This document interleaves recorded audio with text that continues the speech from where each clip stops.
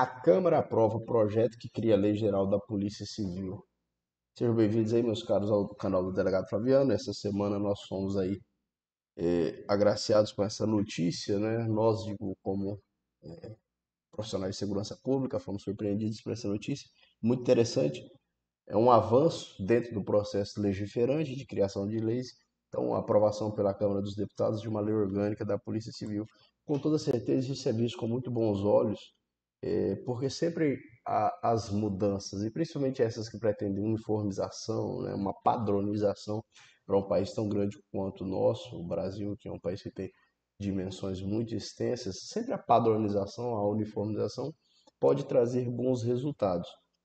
E é claro, padronização, uniformização, sem, evidentemente, obstar que os estados e aí nas regiões que são diferentes, porque nós temos um país grande com regiões que são diferentes, claro. Cada estado aí podendo realizar adequações conforme as peculiaridades locais, né? Conforme as questões locais que são enfrentadas pelos órgãos de segurança pública. Nós não temos como comparar a realidade da segurança pública, por exemplo, no estado do Rio de Janeiro, São Paulo, são estados extremamente populosos, com o estado do Acre, por exemplo, o estado do Amazonas, que é maior em extensão e menor na habitação de pessoas, né? A área geográfica é habitada por menos pessoas.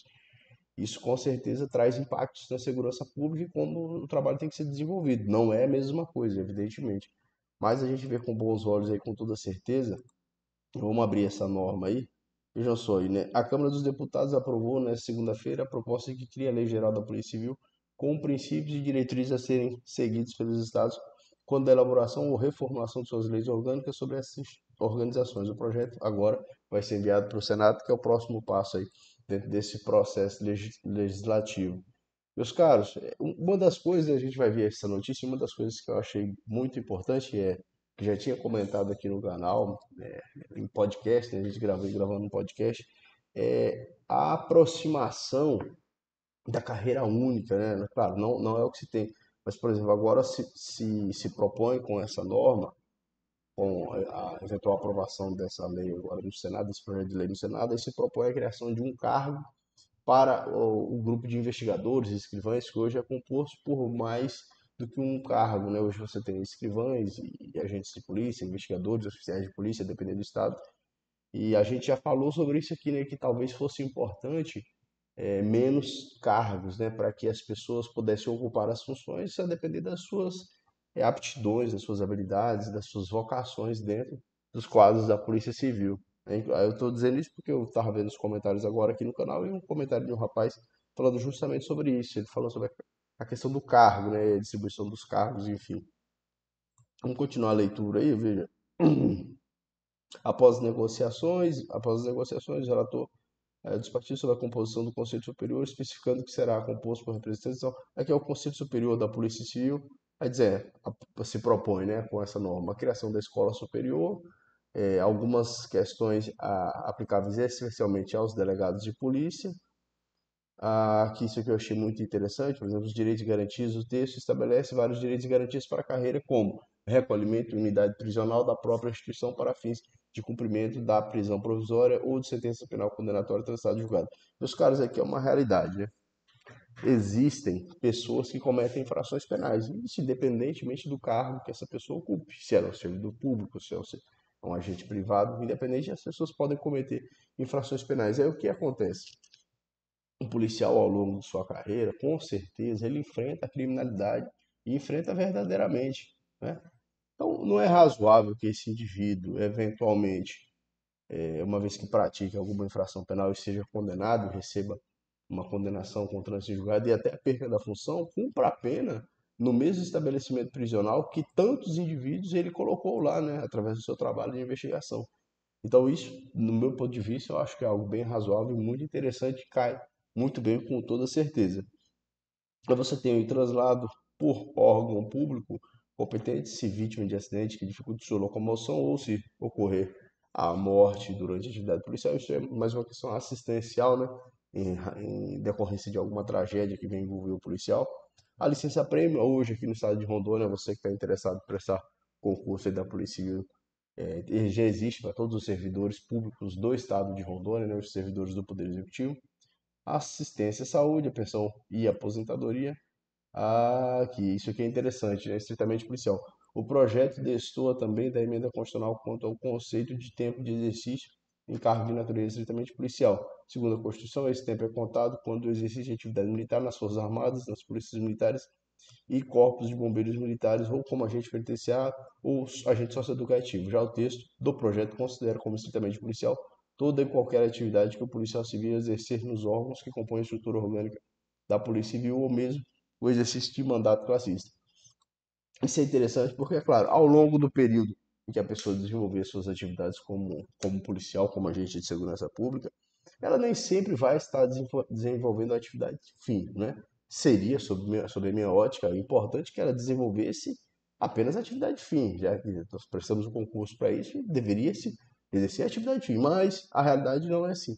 Por vezes, o indivíduo não exerce aquela atividade a atividade de fim da carreira que ele integra, do cargo que ele integra. Então, esse projeto de lei, caso aprovado, pretende, pelo menos, padronizar isso no sentido de passar, então, a considerar aquele tempo exercido em atividade estranha à atividade fim, seja considerado também para os fins como se fosse, de fato, a atividade fim.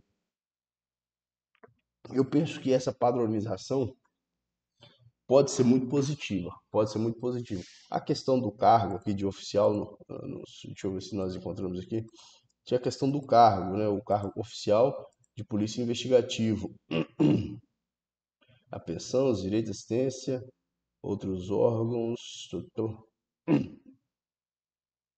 Eu tinha visto aqui a questão do policial aqui. Então, o texto especifica que o quadro de servidores da Polícia Civil, olha aí, dos quais será exigido curso superior para ingresso, hoje Rondônia já é assim por modificação legislativa estadual, será composto pelos cargos de delegado de polícia, então, que hoje já existe, e oficial investigador de polícia.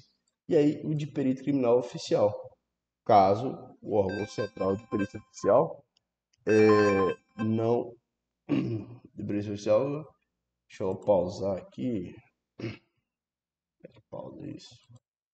Bom, hoje, na estrutura, por exemplo, aqui do estado de Rondônia, que segue um padrão de desconcentração da atividade, né? E a gente já falou algumas vezes sobre isso. Você tem a Secretaria, que é um órgão do Estado do Poder Executivo, a Secretaria de Segurança Pública, e ela desconcentra a atividade de alguns órgãos, Polícia Militar, Corpo de Bombeiro Militar, Politec, e a Polícia Civil. Então, hoje existe a Politec ao lado da Polícia Civil, que é um órgão da Secretaria de Estado de Segurança Pública.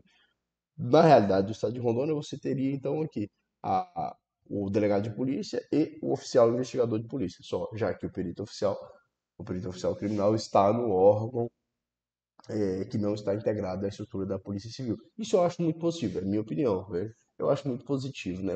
Principalmente por conta daquilo que eu falei, as aptidões de uma pessoa que por vezes não, por vezes em razão do cargo que é ocupado, por exemplo, escrivão de polícia que tem uma atividade preponderantemente administrativa, carta horária, enquanto o agente de polícia tem uma atividade preponderantemente investigativa, de atividade fim, de rua, de operacionalidade.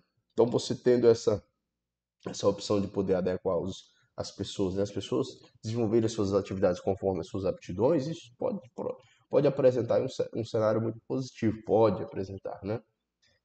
A gente tem essa questão dos concursos públicos de uma forma geral, em que as pessoas muitas vezes fazem um concurso público para uma determinada área, para um determinado cargo, e na verdade as pessoas não pensam como vai ser desenvolvida aquela atividade lá na frente. E aí, infelizmente, às vezes surge um mau profissional que não gostaria de estar desenvolvendo aquela atividade, e aí ele fica naquela atividade até ele conseguir uma outra função ou desenvolver uma outra função. Infelizmente, isso existe no serviço público. Você deve conhecer, você já deve ter visto isso aí. Em alguma determinada situação, você foi atendido por um servidor público e percebe que aquele indivíduo ali tá entregando o mínimo dele como servidor público, né? Mas aí vamos aguardar os próximos capítulos aí desse, desse processo legislativo, né? Vamos ver se haverá avanços e como vai ser positivo esses avanços, se o Senado vai aprovar, se haverão modificações. E aí, conforme a gente for tendo novidades aí, nós vamos trazer aqui para estar comentando, beleza? Forte abraço, comente, se inscreva, deixe seu like aí. Até a próxima.